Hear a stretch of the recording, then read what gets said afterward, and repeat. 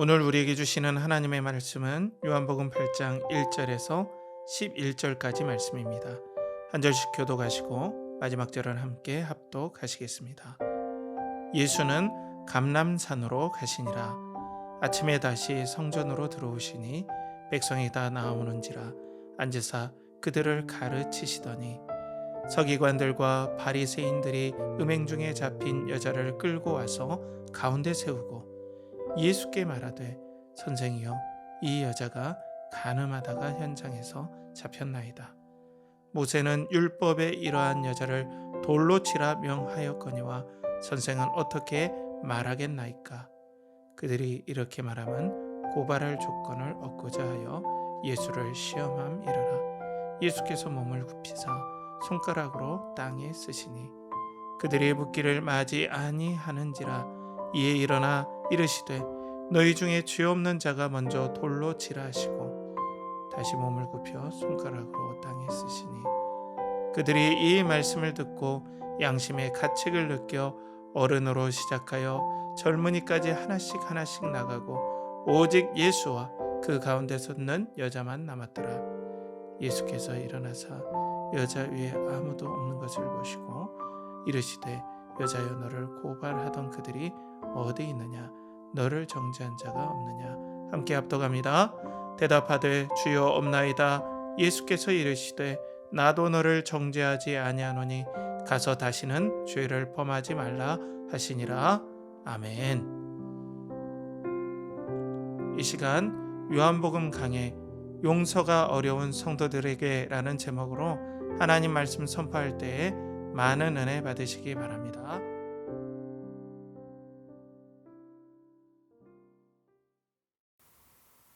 그리스도를 동경하고 그리스도를 연결하라. 연결하는 교회 성도 여러분, 한 주간 평안하셨습니까? 오늘도 계속해서 요한복음 강의 말씀으로 여러분들과 함께 말씀을 나누겠습니다.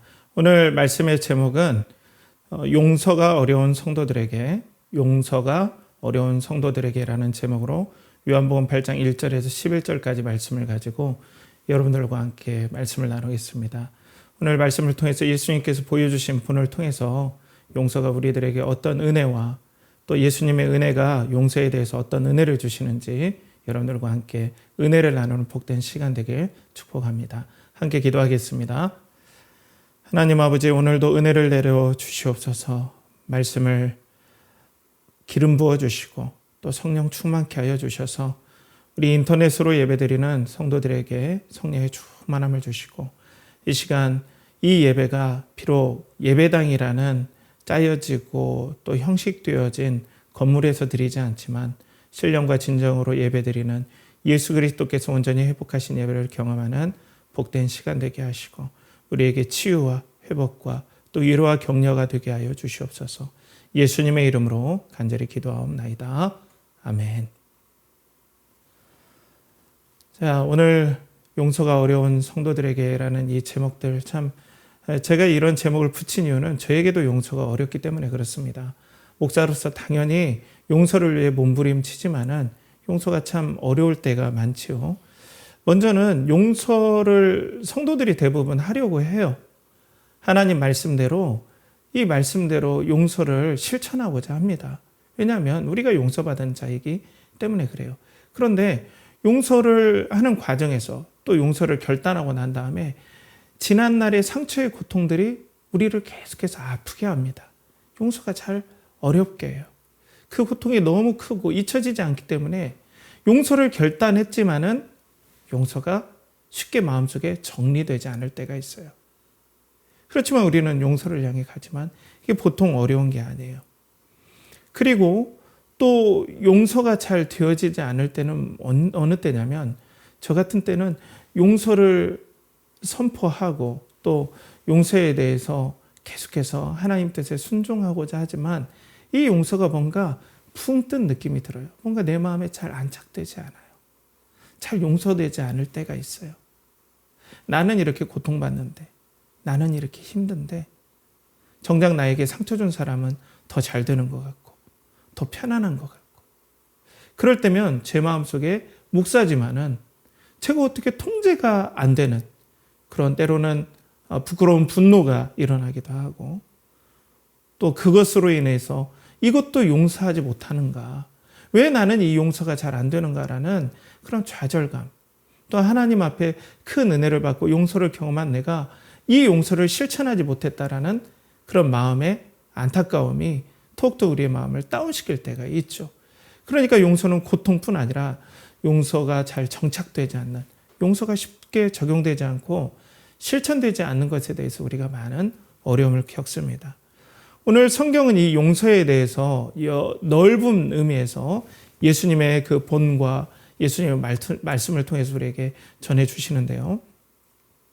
오늘 본문은 이제 초막절 7일째가 다 끝나고 8일째 되는 아침의 얘기입니다. 그런데 이 초막절이 끝난 다음에 그 8일째 되는 아침에 일어났던 사건들을 얘기해요.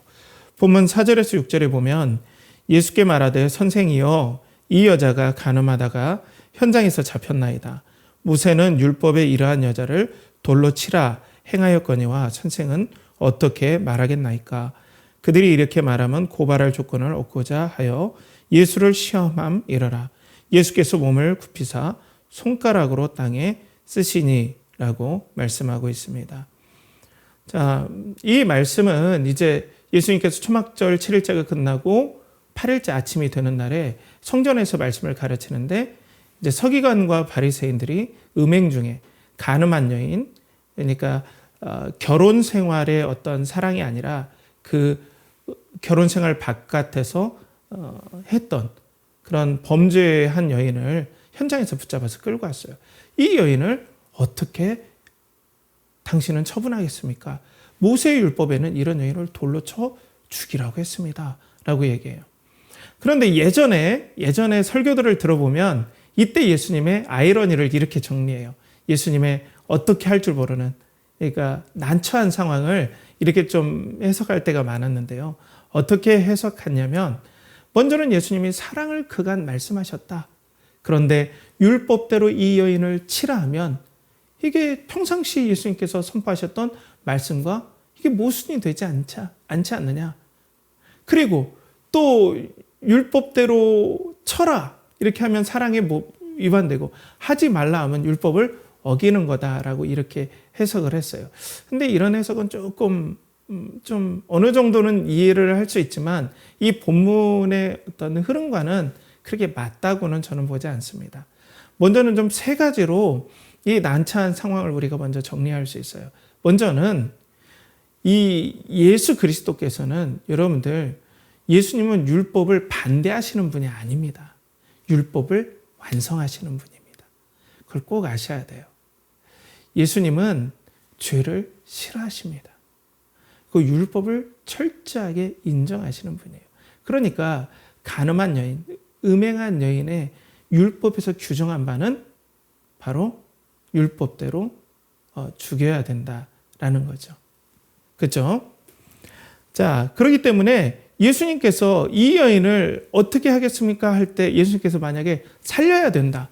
그렇게 말씀하면 율법을 부인하는 거죠. 그건 예수님께서 하시지 않는 바이기 때문에 그래요.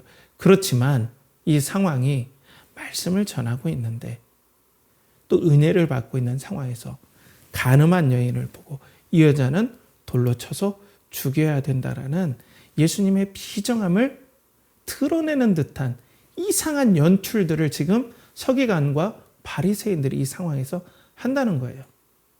어쩔 수 없이 율법을 인정해서 그 은혜의 자리, 우리가 말씀을 듣다가 갑자기 범죄자를 끌고 와서 목사님 이 사람 감옥 몇 년형 처해져야 되겠습니까? 하면 10년형에 처하십시오. 이러면 너무나 이상하잖아요. 말 그대로 이 성전 앞에서 성도들이 은혜 받고 백성들이 은혜 받고 격려받는데 이 여인을 돌로 쳐라 했을 때 모든 은혜의 흐름들이 다 끊어져요. 방해하려고 한 것이죠. 그리고 예수님이 너무나 냉혹한 판결자처럼 보이게 만드는 그런 어떤 분위기를 조성하는 거죠. 그래서 백성들에게 어떤 은혜의 분위기보다는 날카로운 율법의 집행자 이런 느낌이 들게끔 하는 게 있어요. 물론 이전 해석들하고 조금 겹치는 부분이 있고 두 번째로는 율법의 판결은 당시에는 사내들인 공의회에 판결이었어요.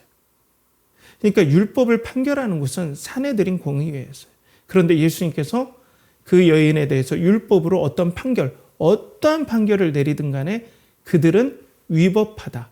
곧 이 율법의 판결을 마음대로 했기 때문에 이 사람은 죄를 물어서 죽여야 된다. 이런 함정을 파는 거예요.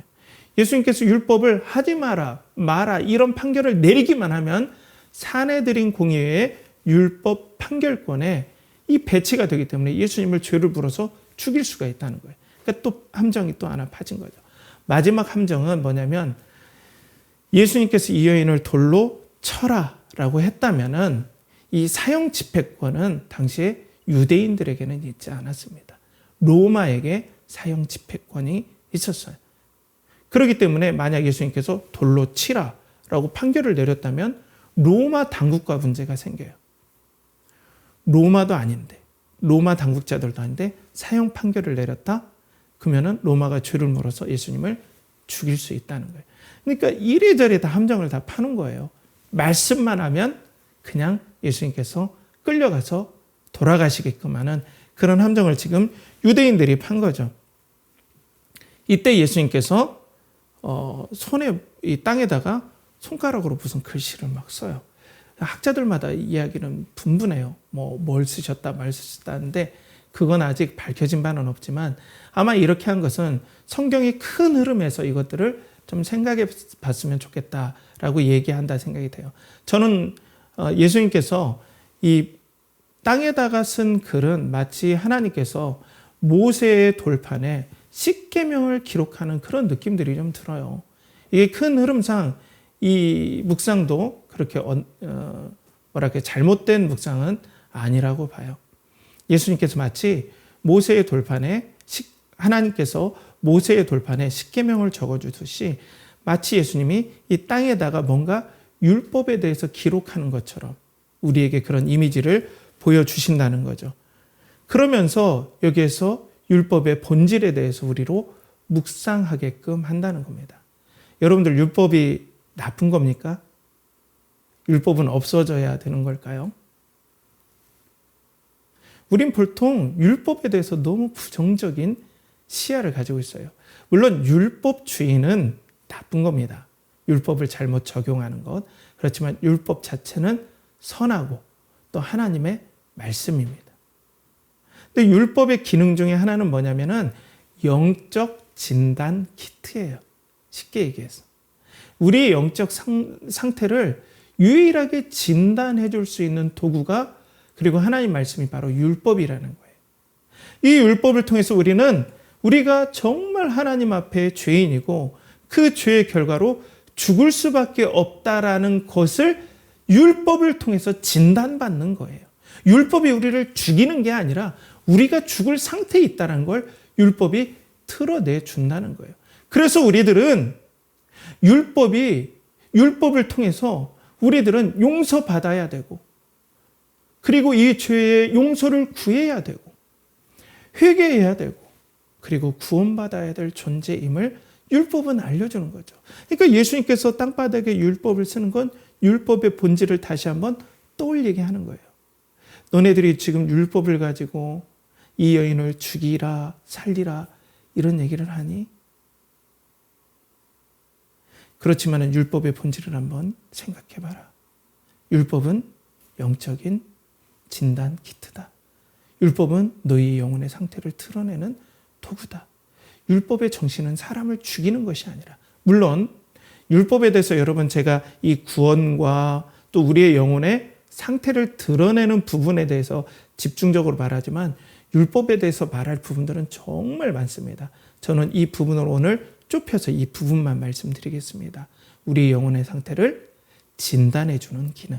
이 부분만을 여러분들과 함께 말씀을 먼저 드릴게요. 그러니까 율법의 본질이 바로 우리의 영적 상태를 진단하여서 용서를 구하고 용서받게 하는 통로를 열어주는 것인데 지금 유대인들은 어떻게 예수님께 계속해서 율법을 가지고 다가옵니까?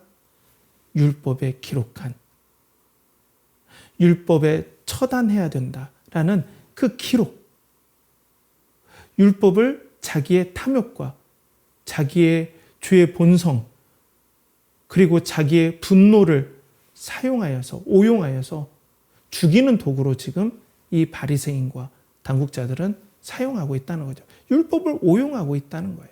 율법의 본질을 잘 모르고 있다는 거예요. 그도 그럴 것이 예수님께서 지금 글씨에 글을 쓰기 이전에 여러분들 유모세 선교사님이 CGN TV에서 이 절기에 대해서 유튜브에 이 강의를 업로드하신 것이 있어요. 옛날에 그분 책도 제가 읽어봤는데 좋아서 그런 강의도 제가 좀 들어봤는데요. 거기에 이 초막절 7일째 끝나고 마지막 날 그 초막절 밤을 관제의 축제라고 한대요. 관제의 축제.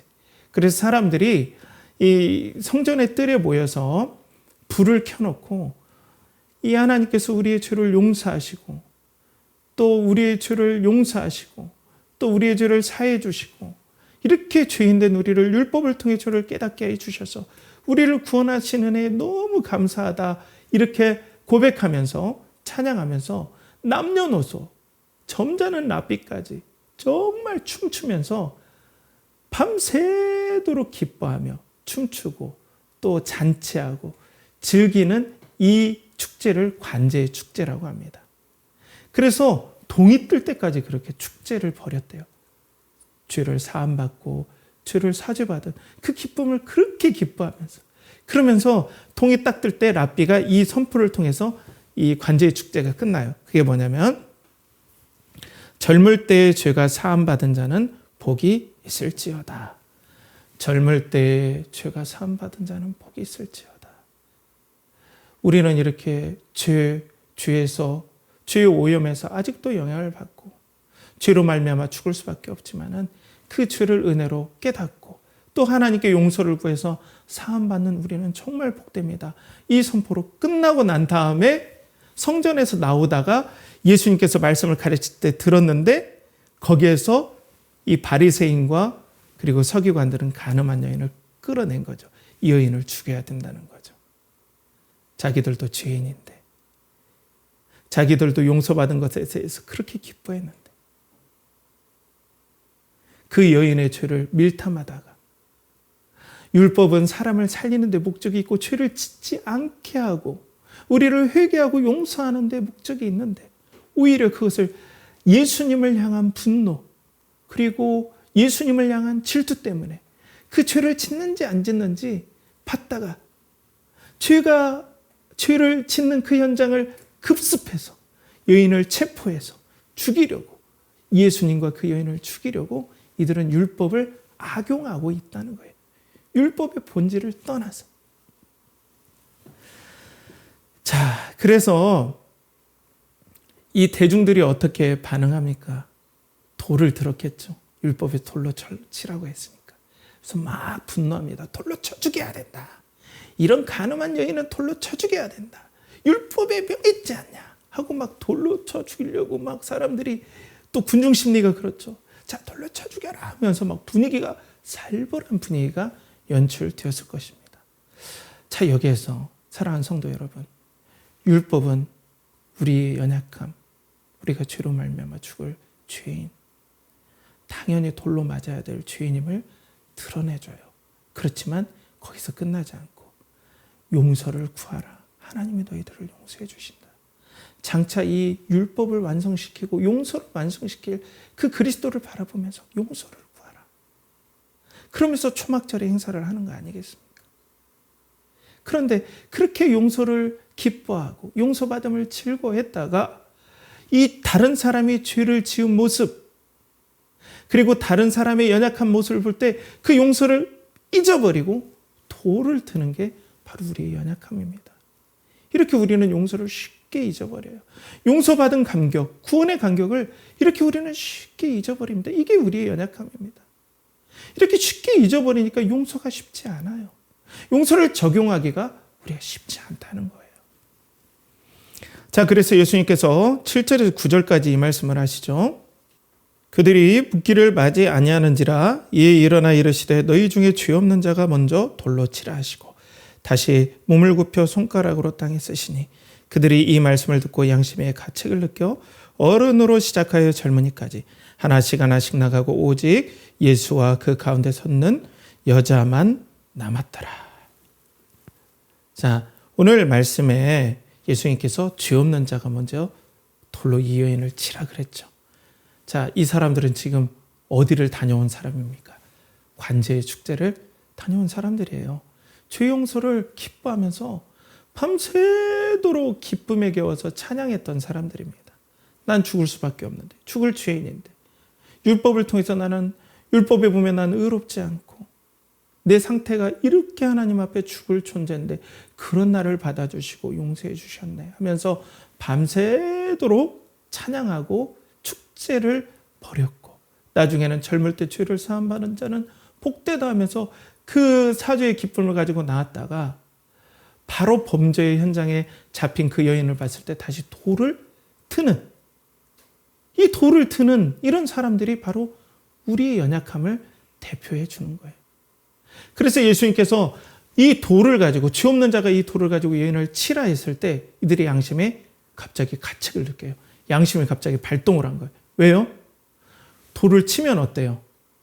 이 여인을 용서하지 않고 돌을 치면 나도 어제 용서받았다고 기뻐했는데 나도 돌을 쳐서 죽임당함에 합당합니다라고 자기가 자기를 고백하는 거예요. 저도 돌로 쳐주세요. 저도 돌로 맞아서 죽어야 됩니다. 여인을 만약 돌로 치면 저도 여인처럼 똑같이 그렇게 당해야 됩니다. 그렇게 심판받아야 됩니다. 율법으로 말미암아 죽어야 됩니다. 이 여인을 돌로 친 다음에 저도 그렇게 죽여주십시오라는 그런 행동밖에 되지 않는 거예요. 그러니까 양심의 가책을 느끼는 거예요.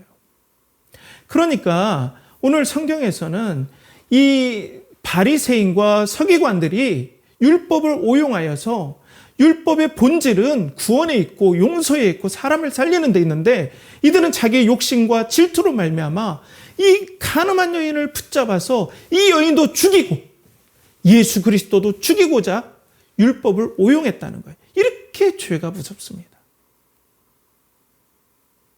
죄를 드러내주고 또 예수 그리스도로 하여금 회개하고 하나님 앞에 회개하게끔 인도해주는 율법을 죄는 이렇게 간교하게 오용하게 만들어요.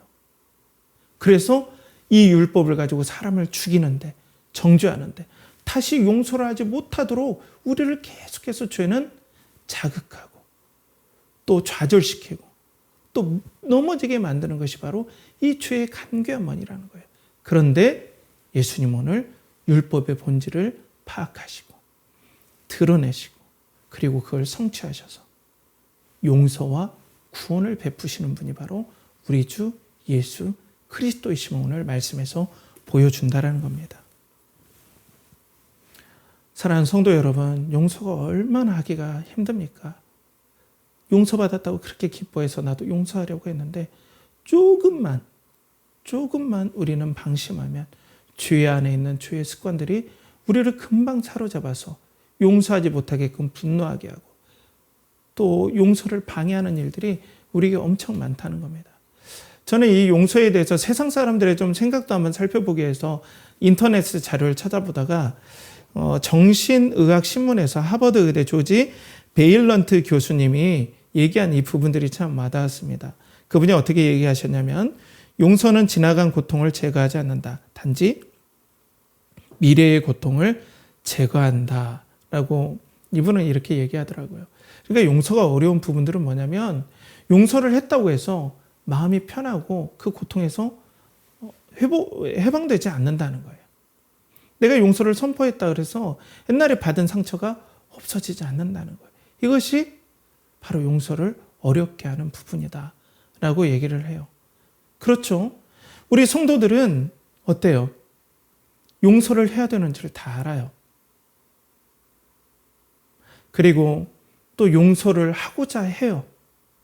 저도 마찬가지예요. 내 마음을 아프게 한 사람을 위해서 기도해요. 그들이 잘 되길 기도해요. 하지만 한켠에서는 분노의 잔불이 때로는 남아있을 때가 있어요. 이걸 끌려고 해도 안 꺼져요. 왜? 그때 받은 고통이 계속해서 살아나기 때문에 그래요. 그때 받은 상처가 다시 생각나기 때문에 그래요. 그래서 계속해서 용서를 하려고 하지만 그 고통이 없어지지 않기 때문에, 그때 받은 상처가 계속해서 우리를 아프게 하기 때문에 다시 한번 우리는 좌절해요.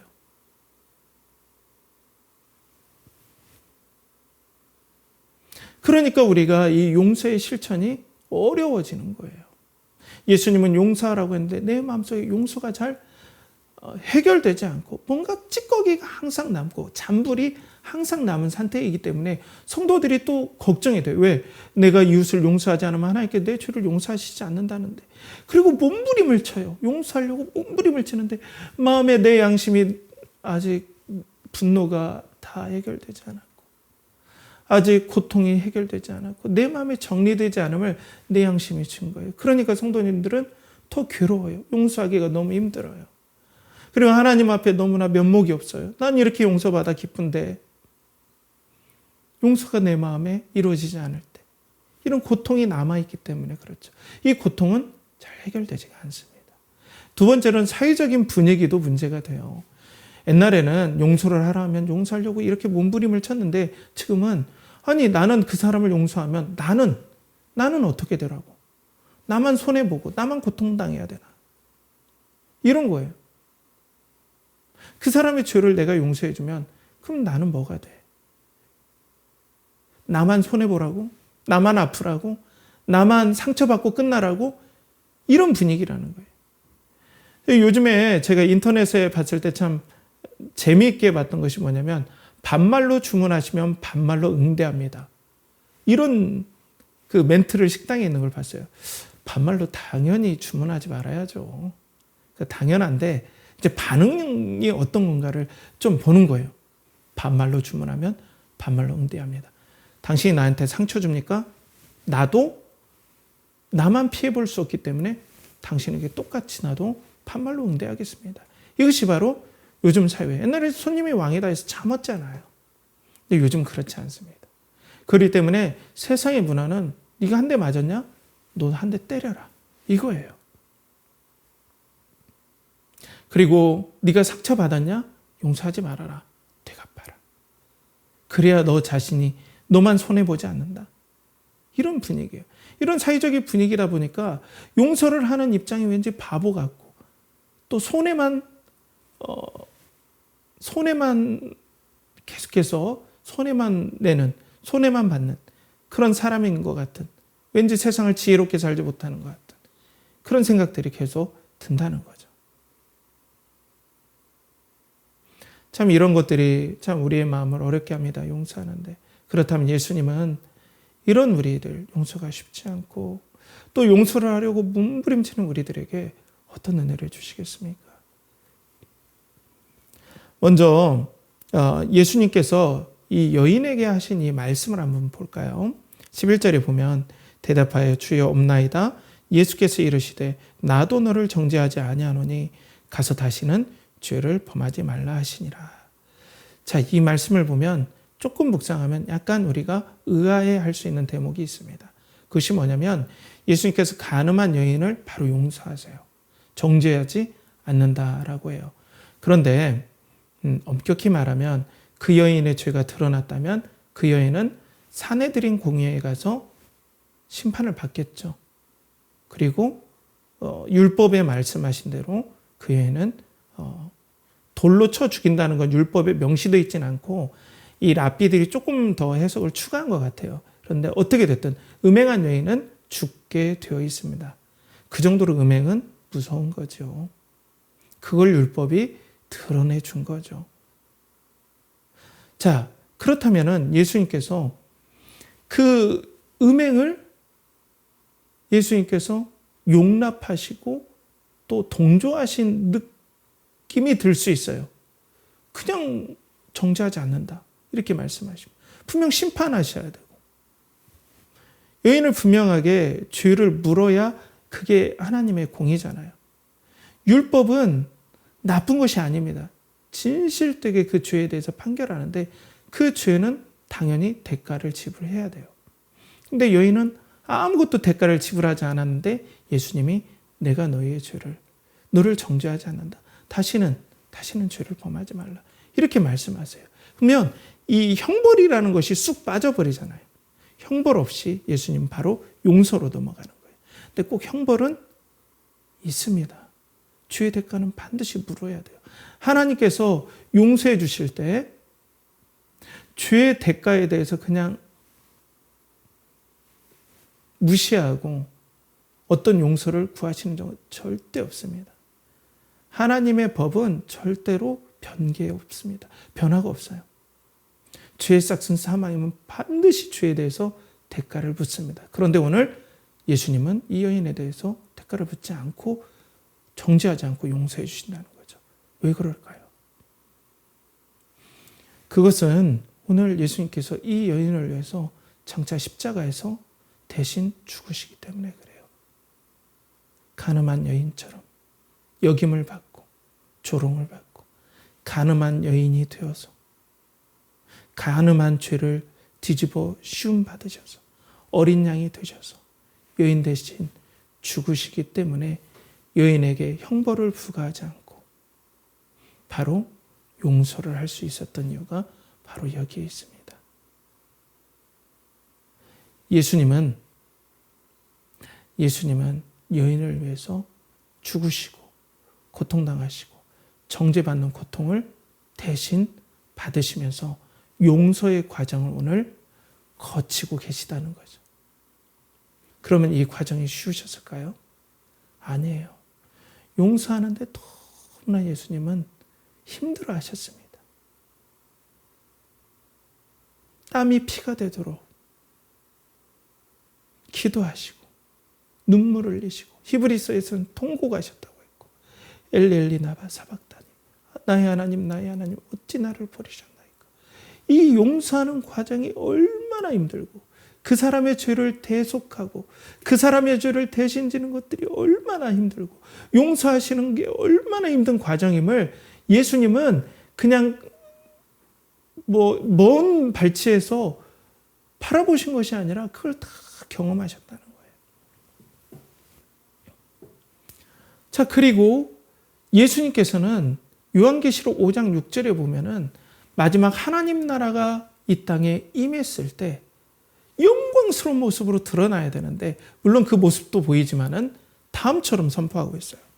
어떻게 나오냐면 내가 또 보니 보좌와 내 생물과 장로들 사이에 한 어린 양이 서 있는데 일찍이 죽임을 당한 것 같더라. 그에게 7뿔과 7눈이 있으니 이 눈들은 온 땅에 보내심을 받은 하나님의 7영이더라. 자, 예수님께서 마지막 가장 영광스러울 때 죽임당한 어린 양의 모습으로 성도들에게 나타나고 있습니다. 죽임당한 어린 양. 용서를 위해서 상처받고 찢기고 피 흘린 어린 양의 모습. 그러니까 가장 영광스러울 때마저도 용서를 베풀고 또 대신 죄를 담당하시는 그 모든 이 용서의 과정이 얼마나 힘들고 어려운지가 마지막 날까지 예수님은 간직하고 있었다는 거예요. 그건 뭐냐? 성도들이 지금 자기에게 상처 준 사람, 그리고 자기에게 고통을 준 사람을 용서하는 일이 정말 쉽지 않다는 걸 가장 잘 아시는 분은 바로 예수님이시라는 겁니다. 그렇기 때문에 용서를 알고 용서를 받았고 또 용서를 위해서 용서를 실천하고자 하는데 그 고통 때문에 용서가 잘 안 되는 성도들에게 너 왜 이거 못해? 왜 이거 못해? 이게 아니라 그 성도들의 아픔을 공감하시고 그 용서를 위해서 몸부림치는 성도들의 눈물을 그 누구보다도 잘 아시고 그래서 정말로 함께 하시고 공감하시는 하나님께서 용서하시는 용서를 위해 몸부림치시는 성도님들과 함께하고 있다는 거예요. 그게 어느 때까지냐? 바로 영광 중에 하나님 나라가 임하셨을 때 그때 예수님께서는 용서해야 하는 그 찢기진 모습으로 어린 양의 모습으로 섰는 이것을 볼 때 용서하는 성도님들과 지금 함께 하시고 공감하시고 우리의 아픔을 아시고 용서를 위해 몸부림치시는 우리와 함께 하신다는 것입니다.